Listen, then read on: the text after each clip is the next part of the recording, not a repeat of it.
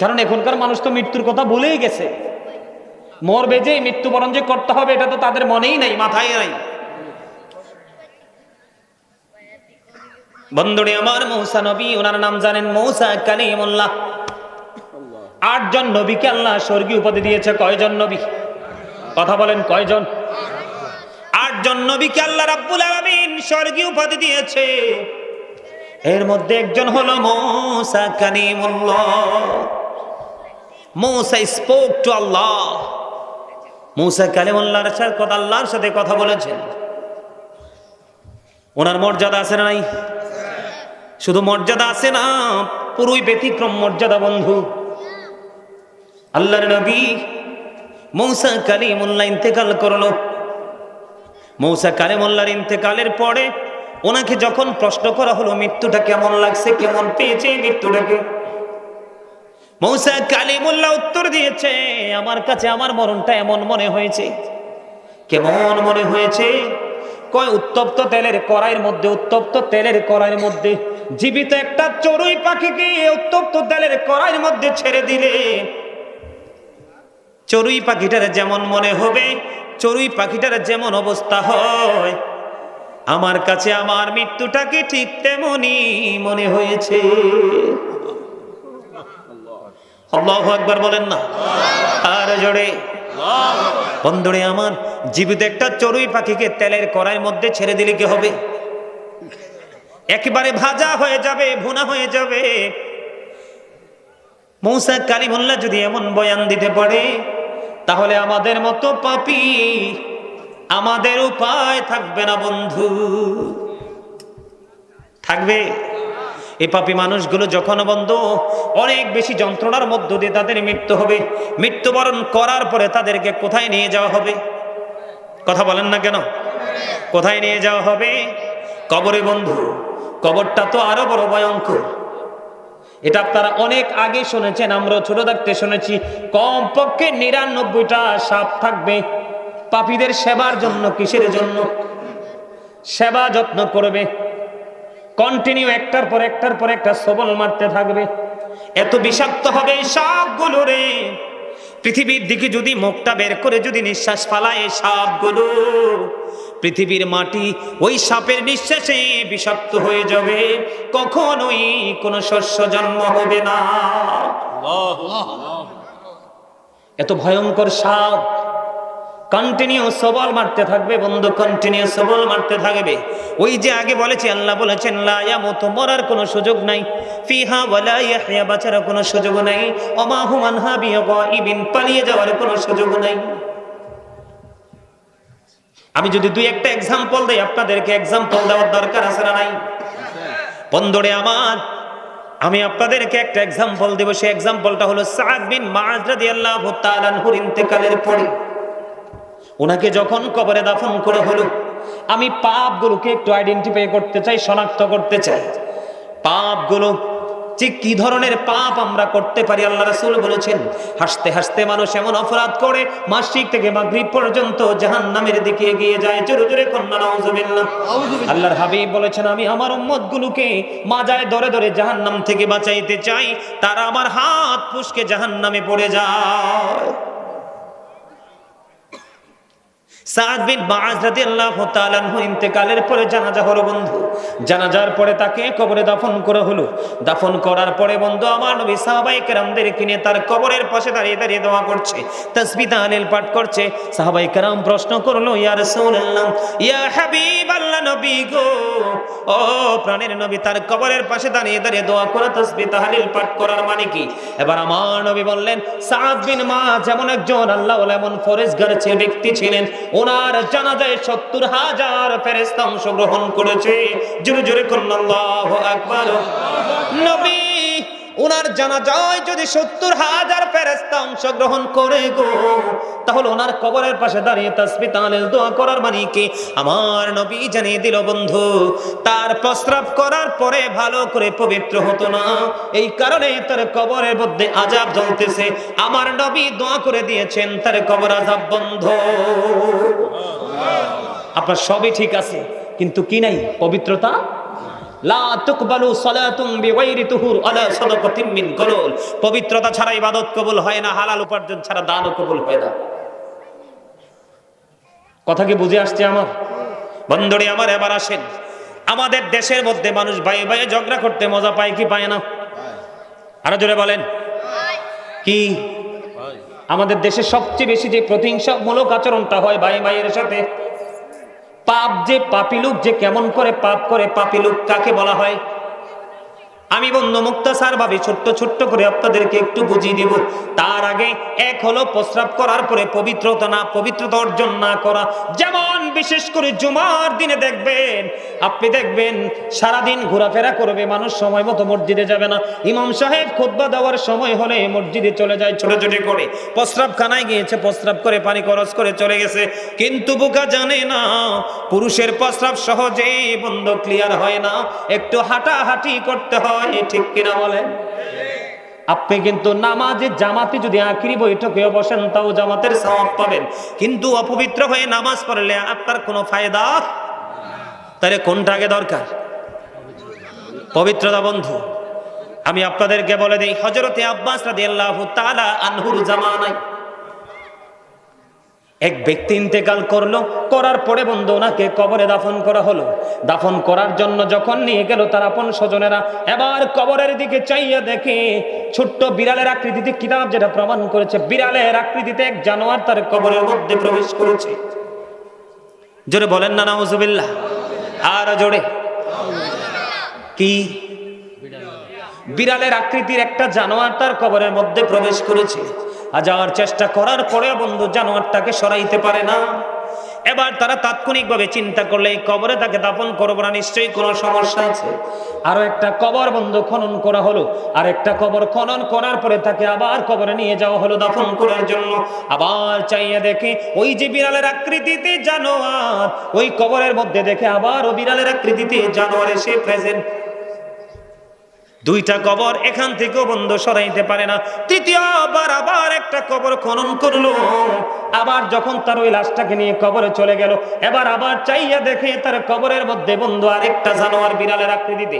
এবার তারা বলতেছে না, কোনো রহস্য আছে, এখানে দাফন করব না। আব্বাস রাদিয়াল্লাহু তাআলা আনহুকে খবর দেওয়া হলো, উনি জলদি করে বন্ধু কবরের পাশে চলে আসলো। আসার পরে পুরো ব্যাখ্যা বিশ্লেষণ তিনি জানতে পারলেন। জানার পরে তিনি বললেন তাকে জানোয়ার সহ কবরের মধ্যে দাফন করো। তাকে দাফন কাফন সম্পূর্ণ করে বন্ধু চলে গেলেন কোথায়? চলে গেলেন ওই বন্ধু তার বাড়িতে। বাড়িতে যাওয়ার পরে খবর নিলেন তার জীবনে কি এমন কর্ম করেছে, একটু খবর নেওয়া দরকার। এবার তার বিবির সাথে যখন বন্ধু আলাপ আলোচনা হলো, পুরো ঘটনাটা যখন বিশ্লেষণ করা হলো, এবার তার বিবি ডাক দিয়ে বলল, আমার স্বামীর কাছে থেকে আমি একটা নোংরামি দেখেছি, সেটা হলো স্বামী স্ত্রীর মিলন যখন হতো সে ইসলামী আইন অনুযায়ী সুন্দর করে সে পবিত্র হতো না। আমার মনে হয় এই কারণে তার কবরের মধ্যে নাপাক জানোয়ার হাজির। নাউজুবিল্লাহ বলেন না কেন? আরো জোরে বন্ধুরে আমার, আমি আপনাদেরকে বলে দিই, এই পৃথিবীর পবিত্র ভূমি সর্বপ্রথম নোংরা করেছে বন্ধু কাবিল। এটা আলেমরা জানে। হাবিলকে হত্যা করেছে কাবিল নারীর লোভের কারণে। কিসের কারণে? আদম আর সাফিউল্লাহ মা হাওয়ার সাথে বিয়ে হয়েছে, তারা স্বামী স্ত্রী। মা হাওয়া 20 বার সন্তান প্রসব করেছে, প্রত্যেকবারই ডাবল সন্তান প্রসব করেছে, একটা ছেলে একটা মেয়ে প্রত্যেকবারই করেছে বন্ধু। বন্ধুরে আমার, হাবিল কাবিল তাদের বিয়ে নিয়ে পছন্দ নিয়ে বন্ধু ঝগড়া হলো। ঝগড়া করতে করতে এক পর্যায়ে বন্ধু কাবিল হাবিলকে হত্যা করে ফেললো। অনেক লম্বা ঘটনা বন্ধু। এবার যখন কাবিলকে হত্যা করলো, হযরতে আব্দুল্লাহ রাদিয়াল্লাহু তাআলা আনহু বললেন, আমি জলযানে ভ্রমণ করতেছিলাম। ভ্রমণ করতে করতে করতে করতে হঠাৎ করে দেখলাম প্রাকৃতিক পরিবেশটা আমার প্রতিকূলে চলে গেল, আমার এটা অনুকূলে নাই। আমি আস্তে করে তাড়াতাড়ি করে কোলে ভিড়লাম। কোলে বিরার পরে আমি সামনের দিকে অগ্রসর হলাম। অগ্রসর যখন হলাম, আমি অগ্রসর হওয়ার পরে হঠাৎ করে সাদা ঘোড়ায় চড়ে টকবক করে আমার কাছে কিছু লোক আসলো। তারা ইশারা করে বললেন, ওই বাড়ির মধ্যে যাও। চতুর্দিকে প্রাচীর ঘেরা এক বাড়ি। কই আমি বাড়ির মধ্যে প্রবেশ করলাম। বাড়ির মধ্যে প্রবেশ করে দেখতে পাইলাম বাড়ির মধ্যে বিশাল বড় একটা পানির হাউস। এই হাউজের উপরে দেখতে পাইলাম একটা ব্যক্তি পা দুইটা উপরের মাথার উপর দিকে ঝুলানো, মাথাটা ঠিক পানির হাউসটার খুব কাছাকাছি। ইনি বলতেছেন সে পানিটা টাচ করতে পারে, কি করতে পারে, তিনি পানিটা ধরতে পারে, কিন্তু উনি শুধু পানি পানি করে বন্ধু, চিৎকার চেঁচামেচি করতেছে, পানির পিপাসায় বন্ধু কলিজা ফেটে যাচ্ছে, কিন্তু পানির হাউজের উপর তিনি পানি পান করতে পারে না। হযরতে আব্দুল্লাহ রাদিয়াল্লাহু তাআলা আনহু বললেন, আমি একটা পেয়ালা দিয়ে পানি যখন তার দিকে নিয়ে যাচ্ছিলাম, আমার হাতের এই কবজি পর্যন্ত কি হয়ে গেল, অবশ হয়ে গেল। আমি হাজার চেষ্টা করে তাকে পানি পান করাতে পারলাম না। এবার তাকে প্রশ্ন করলাম, তুমি কে? এবার তিনি উত্তর দিলেন, আমি হলাম আদম আলাইহিস সালামের ছেলে কাবিল। কই তোমার এই অবস্থা কেন? কই আমার এই অবস্থার কারণ হলো আমি নারীর লোভে পড়ে আল্লাহর হুকুমকে অমান্য করে পৃথিবীর পবিত্র ভূমিকে সর্বপ্রথম আমার ভাইয়ের রক্তে আমি লাল করেছি, তাকে হত্যা করেছি। জোরে জোরে কন্যা নাউজুবিল্লাহ। কই আমি পানি পানি করছি, পানির পিপাসায় আমার কলিজা ফেটে যাওয়ার উপক্রম হলো, অথচ আমি পানির হাউজের উপর ঝুলন্ত আছি, কিন্তু পানি পান করতে পারছি না। জোরে জোরে বলেন নাউজুবিল্লাহ। এরকম পাপ আমাদের মাঝে আছে না নাই? আরো জোরে বলেন না কেন? বন্ধুরে আমার, আল্লাহর হাবিব স্বপ্নযোগে, আল্লাহর হাবিব স্বপ্নের ব্যাখ্যা দিতে গিয়ে সাহাবায়ে কেরামদেরকে বললেন, আমাদের মধ্যে সুদ আছে না নাই? কথা বলে না। আরে ভাই বলেন না, সুদ খায় কি খায় না? হাদিস শরীফের মধ্যে এসেছে যে ব্যক্তি সুদ খাইলো সেই যেন তার মায়ের সাথে জিনা করলো। এত ভয়ঙ্কর পাপ। মায়ের সাথে জিনা করা তো থাক দূরে, পাগল যদি হয় সন্তান, মায়ের দিকে যদি কোনো পাগল যদি কুনজর দেয়, ওই পাগল সন্তান ওই অসভ্যর চোখ দুইটা তুলে ফেলবে, ঠিক কিনা বলে? কিন্তু আল্লাহর হাবিব জানিয়ে দিয়েছেন, সুদ যারা খায় তারা যেন তার মায়ের সাথে জিনা করলো। সুদের মাধ্যমে 1 টাকা উপার্জন করা 36 বার জিনা করার চাইতেও জঘন্য অপরাধ। আল্লাহর হাবিব স্বপ্নের ব্যাখ্যা দিতে গিয়ে সাহাবায়ে কেরামদেরকে বললেন, বন্ধু আল্লাহর হাবিব দেখতে পাইলেন একটা লোক রক্তের নদীর মধ্যে সাঁতার কাটে। কি করে? কথা বলে না। রক্তের নদীর মধ্যে সাঁতার কাটতেছে, আর একজন কুলের মধ্যে পাথর নিয়ে দাঁড়িয়ে আছে। ওই রক্তের নদী থেকে সাঁতার কেটে কেটে যখন কুলের দিকে আসতে চায়, ওই যিনি কুলে দাঁড়িয়ে আছে তিনি শুধু পাথর নিক্ষেপ করে করে বন্ধু লোকটাকে ফিরিয়ে দিচ্ছে, লোকটাকে শুধু অন্যত্রে ফিরিয়ে দিচ্ছে। বন্ধু ফিরিয়ে যখন দিচ্ছে, এই দৃশ্য যখন দেখলেন, রাসূলের সঙ্গী হলেন ফেরেশতারা। আল্লাহর হাবিব বললেন, স্বপ্ন যোগে আমি পরিদর্শন করতেছি। ফেরেশতারা আমাকে নিয়ে বলল, আল্লাহর হাবিব চলেন ভ্রমণ করব। আমি ভ্রমণে গিয়ে দেখলাম এই দৃশ্য। তখন আমি ফেরেশতাদেরকে প্রশ্ন করলাম, এই যে রক্তের নদীর মধ্যে সাঁতার কাটে রে, ওই মানুষটা কে রে? কি এমন অপরাধ করেছে সে তার এই অবস্থা? সে রক্তের নদীর মধ্যে সাঁতার কাটে, হাজার চেষ্টা করলো কুলে ফেরার জন্য, সে কুলে ফিরতে পারে না। তার অপরাধ কি? ফেরেশতারা ডেকে ডেকে বলল, নবী গো, এরা হলো আপনার নামদারি কিছু সৎখুর উম্মত। আরো জোরে কন্যা নাউজুবিল্লাহ। নাউজুবিল্লাহ। এটা আসতে বললেন কেন? সুদ কি ভালো কাজ? সুদ যিনি খায়, সুদ যিনি দেয়, যিনি সুদের সাক্ষী হয়, যিনি সুদের স্টাম্প লেখে, যিনি সুদের টাকা কালেকশনে নিয়োজিত থাকে, আল্লাহ রাসূল বলেছেন উভয় সমান অপরাধী। কাউকে 1 ইঞ্চি পরিমাণ ছাড় দেওয়া হবে। আপনারা সবাই জানেন, আপনারা আমার প্রাণের নবী মেরাজে চলে গেল। মেরাজে যাওয়ার পরে আমার নবী জাহান্নামের দিকে নজর দিলেন। একটা সম্প্রদায়কে নবীজি দেখতে পাইলেন, এক একজনের পেট এক একটা ঘরের মতো বড় বড়। কিসের মতো? এক একটা ঘরের মতো বড় বড়। জিব্রাইলকে প্রশ্ন করলো, ভাই জিব্রাইল, এই যে ঘরের মতো বড় বড় পেটওয়ালা মানুষগুলো এরা কারা রে? আমার নবীজি যখন প্রশ্ন করলো, জিব্রাইল বললেন, ইয়া রাসূলুল্লাহ, ইয়া হাবিবাল্লাহ, নবী গো, ও প্রাণের নবী, এগুলো হলো দুনিয়ার সুদখোর এবং ঘুষখোর। আল্লাহর হাবিব ডাক দিয়ে বললেন, জিব্রাইল, আমি তাদের পেটের দিকে নজর দিয়ে চাইয়া দেখলাম পেটটা ভর্তি সাপ আর বিচ্ছু দেখা যায়। আরো জোরে জোরে বলেন না নাউজুবিল্লাহ। এগুলো কি অন্যায় না? কথা বলেন না কেন? এগুলো কি অপরাধ না? অপরাধগুলো কি মানুষ করছে না? আমরা করতেছি না? এই মানুষগুলোর মৃত্যু কেমন হবে কল্পনা করতে পারেন? অনুভব করা যায়?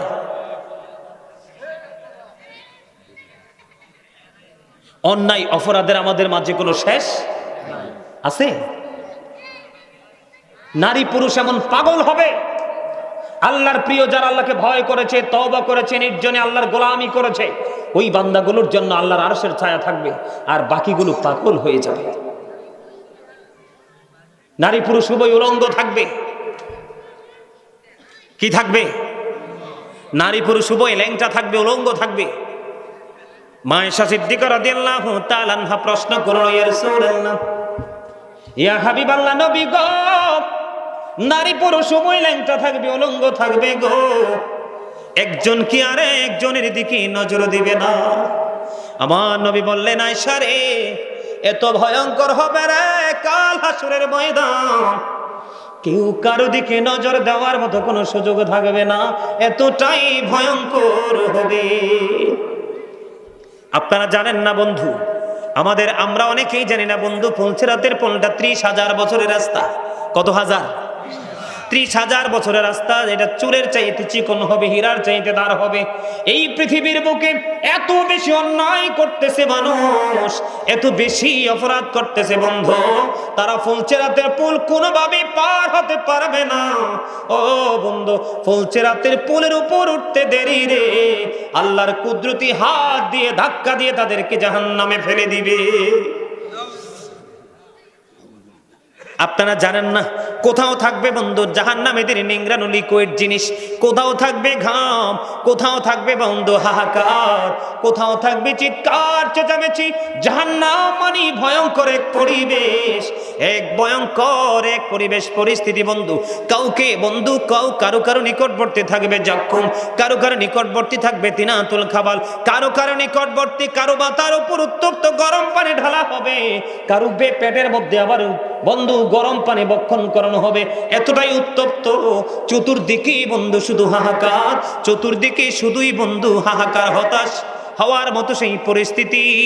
কিন্তু যারা আল্লাহর প্রিয় হবে, আল্লাহর প্রিয় গোলাম হয়ে যারা কবরে যাবে, তাদের জন্য কোনো ভয়ঙ্কর পরিস্থিতি নেই।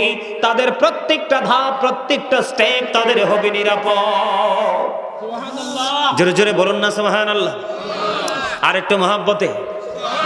আপনারা জানেননি, এই যে মানুষগুলো যারা অপরাধী, যারা পাপী, যারা নোংরা কাজ করতে বেশি পছন্দ করে বন্ধু, ওই মানুষগুলোর জন্য এতটাই ভয়ঙ্কর হবে, এতটাই প্রতিকূল হবে অবস্থা। আল্লাহর হাবিব জানিয়ে দিয়েছেন, একেবারে সর্বনিম্ন কম আযাব যারা ভোগ করবে রে, একেবারে ছোট্ট আযাব যারা ভোগ করবে, তাদেরকে আগুনের এক জোড়া জুতা পরিয়ে দেওয়া হবে। ওমা নাউজুবিল্লাহ বলেন না, কি হয়ে যাবে? আগুনের এক জোড়া গোস্ত। ঈদের দিন, কুরবানি ঈদের দিন মুসলমানের ঘরে ঘরে বেশি গোস্ত রান্না হয়, গরিব হোক ধনী হোক সবার ঘরে, ঠিক না বেঠে? গোস্ত যখন উতরায় দেখবেন টকবক টকবক করে উতরাবে, এই যে পায়ের মধ্যে আগুনের জুতা পরিয়ে দেওয়া হবে, আর মাথার পগসটা গোস্তের পাতিলের মতো টকবক টকবক করে উতরাইতে ধরবে। বন্ধু, এই যে শুরুতেই বলেছি, বাঁচতেও পারবা না, মরতেও পারবা না, এখান থেকে পালিয়ে যেতেও পারবা না। বন্ধুরে আমার দিকে তাকান বন্ধু, একটু মন দিয়ে শোনেন। আমি আগেই বলেছি, ওয়াজ কিন্তু সব মানুষের জন্য নয়, বিবেকবানদের জন্য। ওয়াজ বিবেকহীন মানুষের জন্য নয়, বুদ্ধিহীন মানুষের জন্য নয়, এগুলো হলো বুদ্ধিমান মানুষের জন্য বন্ধু। 1000 বছর জাহান্নামের আগুনকে তাপ দেওয়া হলো, আগুনের রং হয়ে গেল বন্ধু লাল। আরো 1000 বছর তাপ দেওয়া হলো, আগুনের রং হয়ে গেল বন্ধু সাদা। আরো 1000 বছর তাপ দেওয়া হলো, আগুনের রং হয়ে গেল কালো। এক এক করে 3000 বছর উত্তপ্ত করে এই জাহান্নামের আগুনটাকে রেডি করা হয়েছে বন্ধু পাপীদের জন্য। কার জন্য? আর জোরে বলেন না। জাহান্নামের পাহারাদার মালিক, জাহান্নামের পাহারাদার ফেরেশতার নাম হলো মালিক ফেরেশতা। কে? জিবরাইল আলাইহিস সালাম একদিন গেলেন মালিক ফেরেশতাকে গিয়ে বললেন, জাহান্নাম থেকে একটু আগুন আমাকে বের করে দাও। কতটুকু পরিমাণ? কয় এই আঙ্গুলের মাথায় যতটুকু ওঠে ততটুকু সমপরিমাণ। এবার ওই মালিক ফেরেশতা একটা ডাক দিয়ে বললেন, জিবরাইল, ওই জাহান্নাম থেকে আঙ্গুলের মাথায় যতটুকু আগুন বের করা যায়, ওই আগুন যদি বের করা হয় রে, আল্লাহর আলম 7 আসমান 7 জমিন পড়ে ছাই হয়ে যাবে। আল্লাহ রাব্বুল আলামিনের কাছে আজরাইল জিবরাইল আলাইহিস সালাম দরখাস্ত করলো, মনিব আগুনের পরিমাণটা কমিয়ে দাও। আল্লাহ রাব্বুল আলামিন বললেন, সরিষা পরিমাণ আগুনটাকে 70 বার ধোয়ার পরেও নিভাইতে পারেনি। ওই 70 বার ধুয়ে যখন পাহাড়ের চূড়ায় রাখা হলো, ওই পাহাড়টাকে পুড়িয়ে ছাই করে বন্ধু আবার সেই জাহান্নামে সেই মওজুদ হয়ে যায়। এতটা ভয়ঙ্কর, এতটা হিংস্র হবে আগুন। এই আগুনের মধ্যে মানুষগুলো থাকবে বন্ধু, সমস্ত অঙ্গ পড়ে ছাই হয়ে যাবে, লিকুইড হয়ে যাবে, আবার তাকে মানুষ বানানো হবে। এমনি করে করে ধারাবাহিকভাবে তার আযাব চলতে থাকবে। ওই যে বলেছি, আল্লাহ বলেছেন, ইন্না বাতশা রাব্বিকা লাশাদীদ, আল্লাহ ধরবে খুব শক্তভাবে, ইন্নাল্লাহা সারিউল হিসাব, আল্লাহ হিসাব নিবে খুব শক্তভাবে বন্ধু। যখন তুমি ধরা পড়ে যাবে, বাঁচতে পারবা না, মরতে পারবা না, পালাইতেও পারবা না। জোরে জোরে বলেন আল্লাহু আকবার।